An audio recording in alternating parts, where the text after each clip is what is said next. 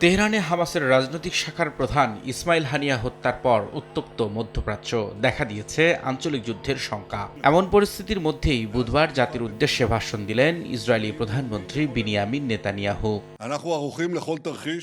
হানিয়ার পাশাপাশি বৈরুতে হামলায় নিহত হয়েছেন হিজবুল্লাহর এক শীর্ষ নেতাও। দুটি ঘটনাই ইরানকে ক্ষিপ্ত করে তুলতে পারে বলেও আশঙ্কা নেতানিয়াহুর। বলেছেন, এ অবস্থায় কেউ প্রতিশোধমূলক হামলা চালালে ইসরায়েলও সেটির উপযুক্ত জবাব দিতে প্রস্তুত।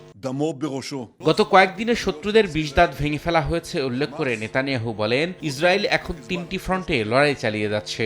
শত্রুদের বিভিন্ন অবস্থানে হামলার কথা উল্লেখ করলেও ইসমাইল হানিয়াকে হত্যার বিষয়ে কোনো মন্তব্য করেননি তিনি। ইসরায়েলের নাগরিকদের আমি বলতে চাই, আগামী দিনগুলো খুবই চ্যালেঞ্জিং, এজন্য প্রস্তুত থাকতে হবে। বৈরুতে হামলার পর বিভিন্ন জায়গা থেকে হুমকির খবর আসছে। আমরা যে কোনো হুমকির বিরুদ্ধে ঐক্যবদ্ধ থাকব। যুদ্ধের শুরু থেকেই আমি পরিষ্কারভাবে বলে আসছি, আমাদের এ লড়াই ইরানের প্রক্সি বাহিনীর বিরুদ্ধে, এ লড়াই সন্ত্রাসীদের ক্ষেপণাস্ত্রের বিরুদ্ধে।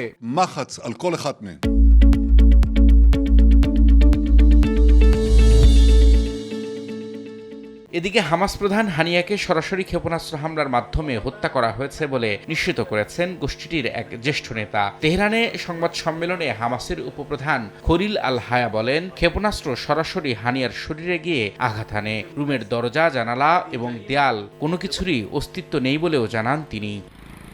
রবিউল ইসলাম আওলাদ, সময় সংবাদ।